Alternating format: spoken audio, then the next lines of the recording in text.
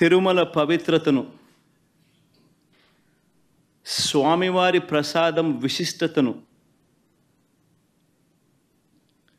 తిరుమల పవిత్రతను, స్వామివారి ప్రసాదము విశిష్టతను,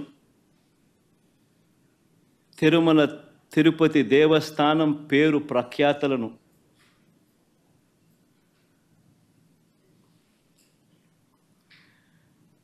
రాజకీయ దుర్బుద్ధితో, ఐ రిపీట్ దిస్ వర్డ్, రాజకీయ దుర్బుద్ధితో,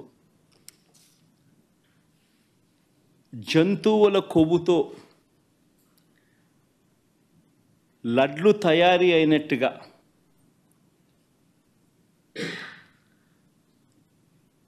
ఒక జరగని విషయాన్ని జరిగినట్టుగా, ఒక జరగని విషయాన్ని జరిగినట్టుగా ఆ కల్తీ ప్రసాదాన్ని భక్తులు తిన్నట్టుగా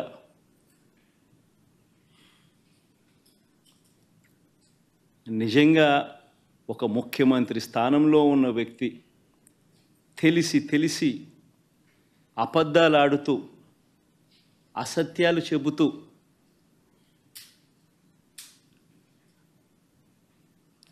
స్వామివారి పేరు ప్రఖ్యాతలను, లడ్డు తిరుపతి లడ్డు విశిష్టతను దగ్గరుండి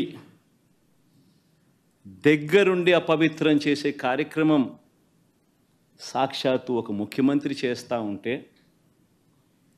ఇంతకన్నా దారుణం ఎక్కడైనా ఉంటుందా, ఇంతకన్నా అధర్మం ఎక్కడైనా ఉంటుందా అని ఆలోచన చేయమని అడుగుతా ఉన్నా.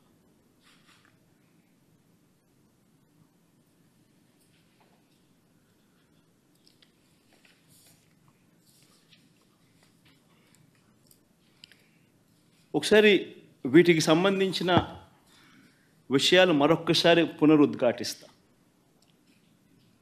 ఏ రకంగా చంద్రబాబు నాయుడు గారు అనే వ్యక్తి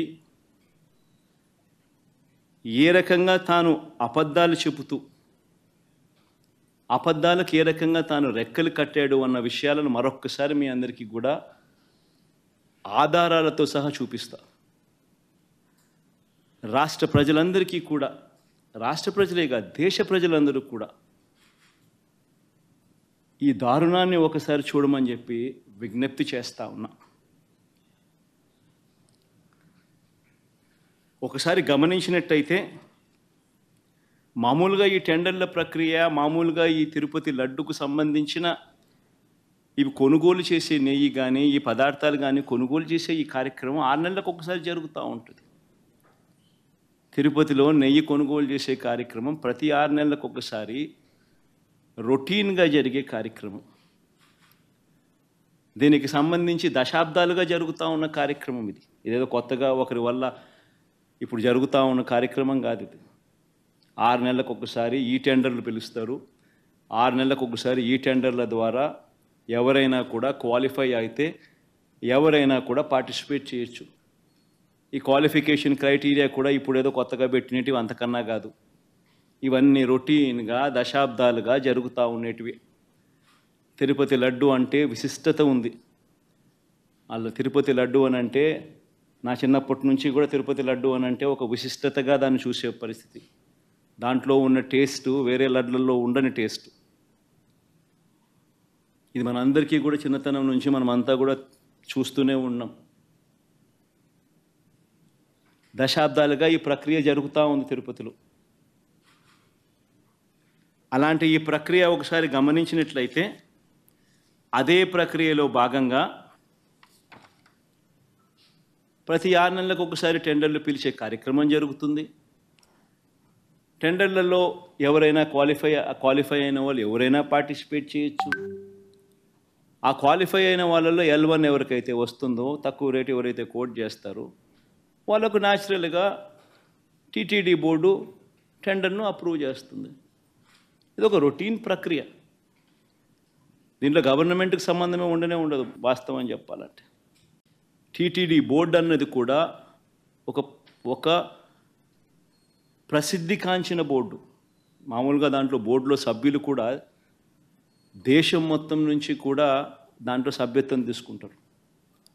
కేంద్ర మంత్రులు రికమెండేషన్ చేస్తారు టీటీడీ బోర్డుకు సంబంధించిన బోర్డు మెంబర్స్ను. చుట్టుపక్కల రాష్ట్రాల ముఖ్యమంత్రులు కూడా రికమెండ్ చేస్తారు టీటీడీ బోర్డుకు సంబంధించిన బోర్డు సభ్యత్వం కోసం. అంటే వాళ్ళ రాష్ట్రాలలో వాళ్ళు విశిష్టత ఉన్న వ్యక్తులనుగా భావించిన వాళ్ళు రికమెండ్ చేస్తారు. అటువంటి కూర్పుతో కూడిన టీటీడీ బోర్డు అది. అక్కడ ఉన్న వాళ్ళు ఎవరు కూడా తప్పు చేయాలనుకున్నా కూడా తప్పు చేయలేని పారదర్శక పద్ధతిలో టీటీడీలో ఓవర్ ది డికేడ్స్ సిస్టమ్స్ అన్నీ ఇవాల్వ్ అయి ఉన్నాయి. అక్కడ వచ్చే వాళ్ళు కూడా బోర్డు మెంబర్స్ కూడా ప్రసిద్ధిగాంచిన వ్యక్తులు. పారదర్శక విధానంతో దేవునికి ఇంకా ఎలా చేస్తే మంచి, దేవునికి ఇంకా మంచి చేయాలి అని తాపత్రయంతో అక్కడ బోర్డు మెంబర్స్గా వాళ్ళు కూర్చొని నిర్ణయాలు తీసుకుంటారు.